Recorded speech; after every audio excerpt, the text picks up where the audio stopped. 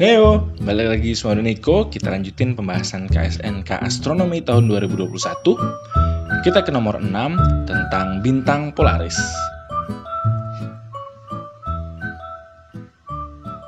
Lintang suatu tempat di belahan bumi utara bisa ditentukan dengan melihat bintang Polaris. Jika ketinggian bintang Polaris dalam satuan derajat dinyatakan dengan H, maka lintang tempat dalam satuan derajat adalah berapa?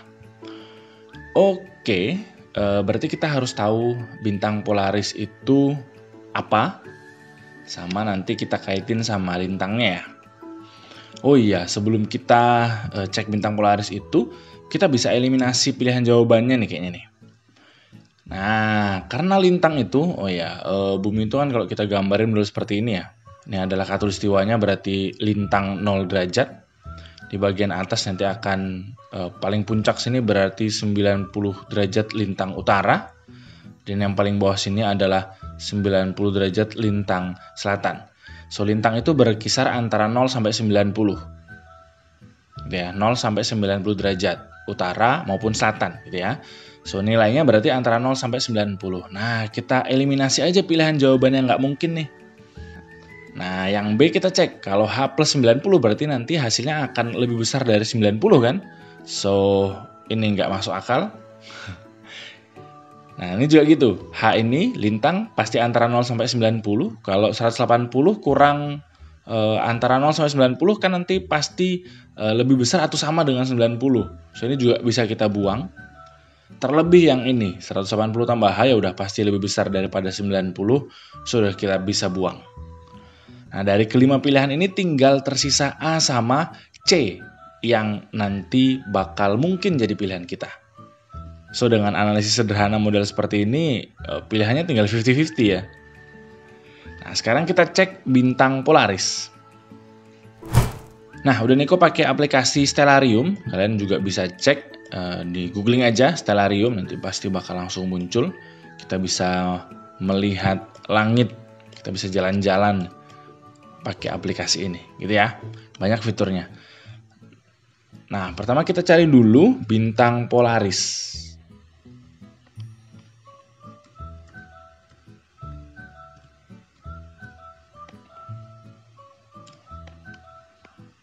Nah, oh iya, letak saya di aplikasi ini sesuai dengan letak geografis. Letak geografis saya itu di lintang selatan, maka Polaris itu nggak kelihatan. Ya, nggak kelihatan karena di bawahnya horizon, ketutupan sama bumi ya. Kalau buminya kita hilangin sih bakal kelihatan nanti di sini Polaris. Nah, untuk bisa melihat bintang Polaris saya harus pindah tempat dulu nih. Katakanlah saya ngungsi ke Jepang, Aioi. Saya pindah ke kota Aioi di Jepang nih. Nah, di Jepang saya bisa ngeliat bintang model seperti ini nih, bintang Polaris nih. Nah, ini dia bintang Polaris. Bintang Polaris itu terletak di, kalau saya lihat ininya, konstelasinya, di zoom out aja. Nah, dia terletak di konstelasi Ursa Minor namanya, di bagian paling ujung. Terus apa yang membuat bintang Polaris ini spesial adalah letaknya. Jadi kalau kita lihat pakai sumbu putarnya bumi, bintang Polaris itu terletak hampir tepat berada di selurusan dengan sumbu rotasinya bumi. Nah, jadi kalau kita misalnya mau percepat kejadiannya, kita lihat bintang-bintang ini. Oh ya, atmosfernya saya hilangin dulu ya biar siang dan malamnya bisa tertutupi, biar kelihatan bintangnya. Jadi kalau kita lihat kayak gini, bintang Polaris itu berada tepat, hampir tepat di selurusan dengan sumbu rotasinya bumi. Jadi kalau dia muter kayak gini, saya percepat lagi. Polaris itu kayak tepat berada di titik yang sama. Di situ aja dia. Nah, ini yang membuat Polaris itu spesial. Oke, model seperti ini animasinya ya. Terus kalau kita bergeser pakai model software seperti ini, nah, kita bisa pelajari letak bintang Polaris tadi ya. Tadi bintang Polaris tadi letaknya ada di sumbu utara, sejajar dengan sumbu rotasinya bumi, berarti dia tepat berada di sini. Atau secara deklinasi, nah bisa kita bilang bahwa deklinasinya adalah 90 derajat. Dia tepat berada di atas ini. Ya hampir tepat sih actually, tapi ya anggap aja dia tepat di sana. Deklinasinya ada di sini. Gitu ya. Nah, terus kalau kita misalnya pindah ke bagian selatan, misalnya saya ngungsi ke Australia, di Melbourne misalnya, maka Polaris itu nggak kelihatan karena ada di bawah horizon nih. Di bawahnya horizon hijau ini nih. Nggak kelihatan dia. Dia nggak terbit, nggak tenggelam.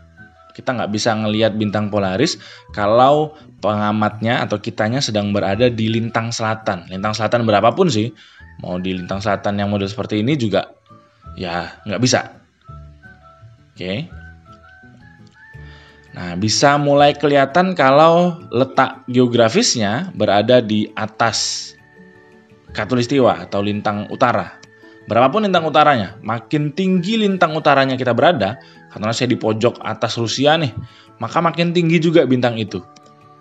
Nih, kelihatan nih. Oke, makin ke puncak, lokasi saya misalnya di hampir 90 derajat, maka ketinggian bintang Polaris juga di 90 derajat. Nah, jadi dapat kita simpulkan bahwa tinggi letak bintang Polaris itu akan sama dengan posisi lintang kita, latitude-nya. Kayak gini ya. Nih, 7 derajat lintang utara, bintang Polarisnya juga di ketinggian 7 derajat. Kalau saya di 65,5 derajat, ketinggian bintang Polarisnya juga sama. Kayak gitu.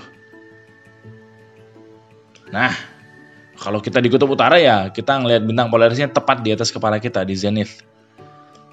Oke. So dari penjelasan tadi jelas berarti jawabannya adalah yang A. Simple ya kayaknya ya. Tapi untuk bisa menjawab soal ini kita udah harus tahu dulu apa itu bintang Polaris dan apa keistimewaannya. Sebenarnya cukup terkenal sih bintang Polaris ini. Terutama di daerah-daerah untuk di lintang utara. Terus kalau di lintang selatan ada nggak yang model seperti ini? Nggak ada.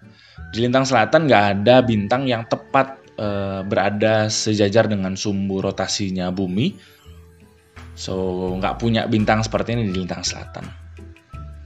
Terus kalian bisa juga cek playlist Bola Langit untuk mempelajari soal-soal setipe seperti ini. Nah, video kali ini disponsori oleh Ruang Belajar by Ruang Guru. Semua saya yakin udah pada tahu Ruang Guru ya. Di zaman belajar serba online kayak sekarang gini, adanya ruang belajar dari Ruang Guru bakal banyak ngebantu nemenin kita buat belajar. Materinya lengkap, animasinya sangat ngebantu, soal-soalnya juga komplit. Lengkap lah pokoknya. Terus ditambah lagi banyak fitur lain. Misalnya playlist belajar. Nah, playlist belajar ini bakal ngebantu ngasih rekomendasi yang sesuai dengan kebutuhan belajar kita. Jadi bisa lebih fokus dan maksimal dalam belajar.